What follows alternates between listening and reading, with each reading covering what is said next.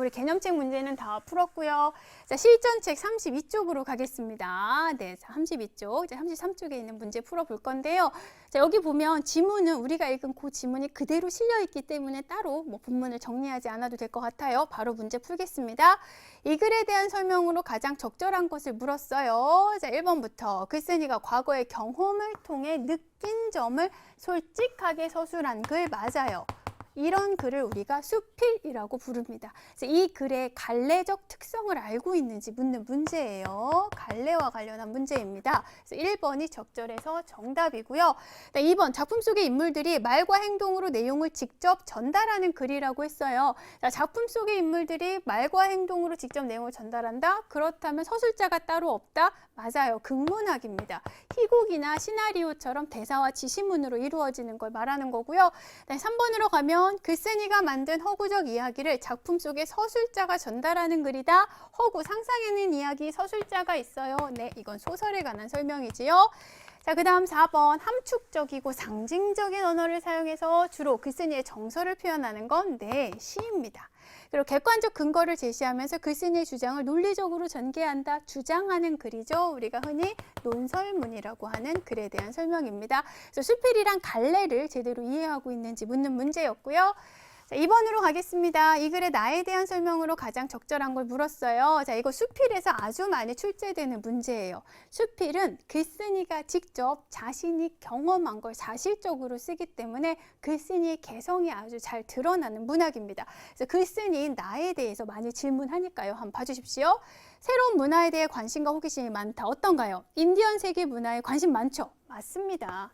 2번 우리의 전통 문화에 대한 자부심, 우리나라의 전통 문화에 대한 자부심, 이건 인디언들에 관한 얘기고 이 나에 대해서는 이런 내용 없었고요. 그리고 뭐 자연 속에서의 삶을 추구한다는 내용도 없었습니다. 그리고 인정이 많고 소외된 사람들에 대한 배려심이 강하다. 자, 우리가 읽은 내용에서는 이런 배려심에 관한 거 없었고, 그리고 적극성이 부족하여 새로운 것에 대한 도전을 어려워한다. 인디언 세계라는 어떤 새로운 세상을 만났기 때문에 이렇게 표현하는 거는 적절하지 않겠지요. 그래서 5번도 틀린 내용 되겠습니다.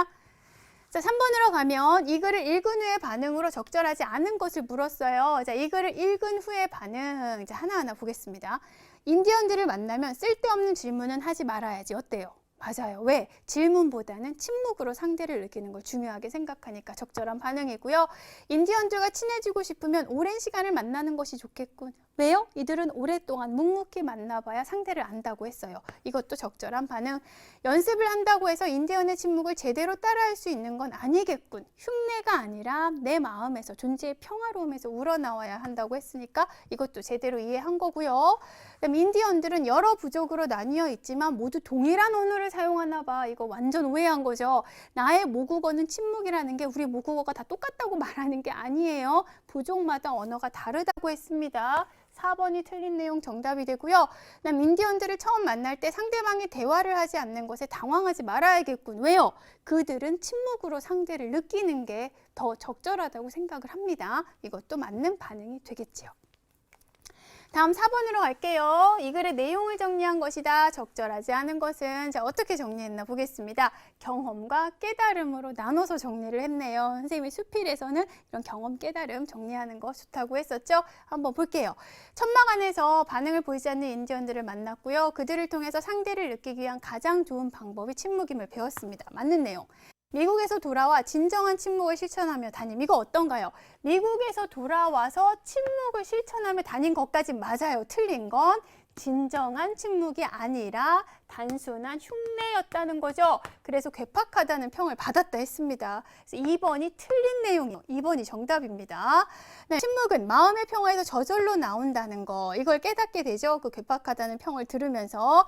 그리고 인디언에게서 2가지 인디언식 이름을 얻은 거 맞아요. 이걸 통해 평소에 쓸데없는 말을 많이 하며 살아왔다는 것도 맞죠. 그렇다면 틀린 내용 B가 정답이 되겠습니다.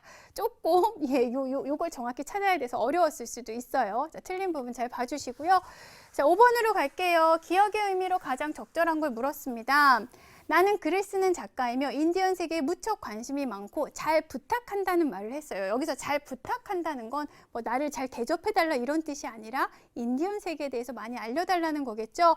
자, 1번 인디언 천막에 들어가는 걸 허락하게 해달라. 이미 천막에 들어와 있는 상태라 아니고요. 인디언 세계에 대해 그렇죠. 관심이 많으니까 많은 이야기 좀 들려주십시오 라는 의미라는 거 알 수 있어요.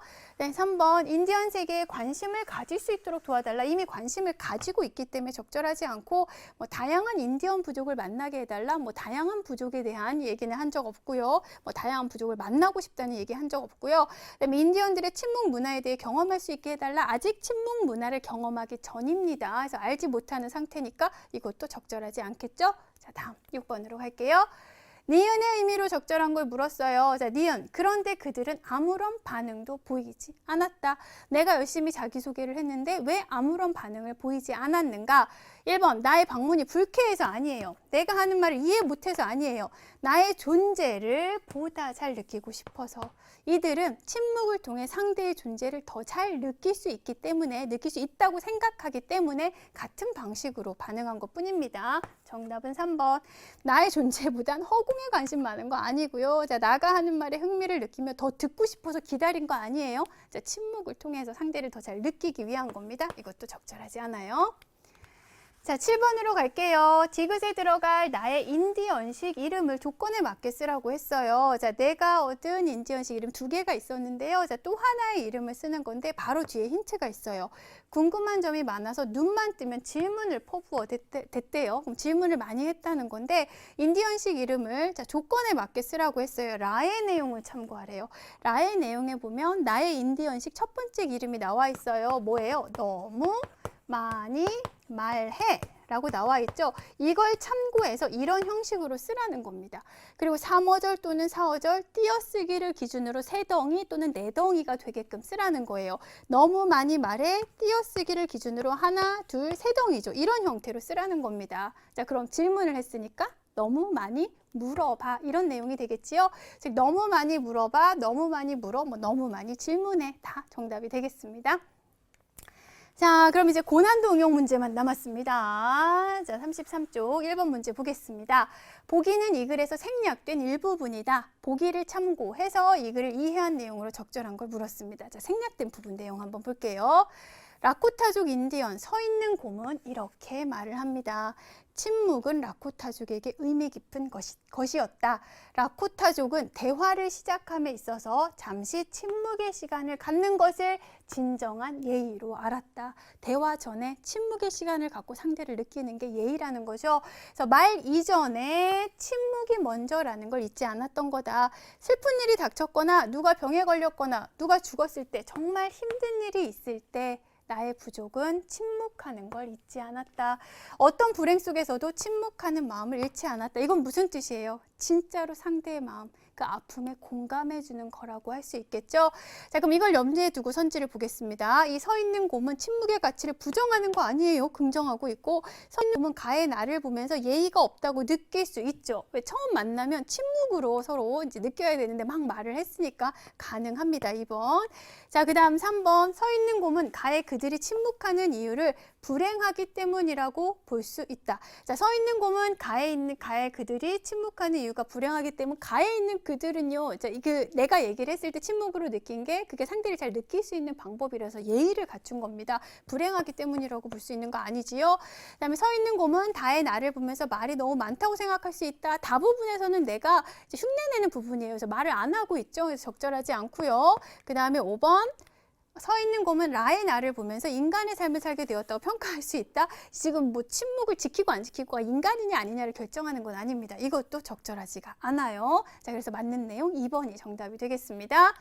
자, 이제 2번 문제로 갈게요. 다음은 가에 사용된 표현 방법을 탐구하는 과정이다. 자, A부터 E에 들어갈 적절한 말을 쓰라고 했어요. 자, 이거 역설적 표현이, 역설적 표현 총 정리하는 아주 좋은 문제입니다. 한번 볼게요. 자, 그 뜻을 파악하기 위해서 자, 기본적인 단어의 사전적 의미부터 봅니다. 모국어는 무슨 뜻? 자기 나라의 말. 침묵은 무슨 뜻? 아무 말도 하지 않는 상태. 자, 이걸 사전에서 찾아보고요. 그 다음 이 단어 간의 관계를 봐요. 두 단어는 동시에 함께 사용하기 어려워요. 무슨 관계? 모순 관계라는 걸 파악하고요.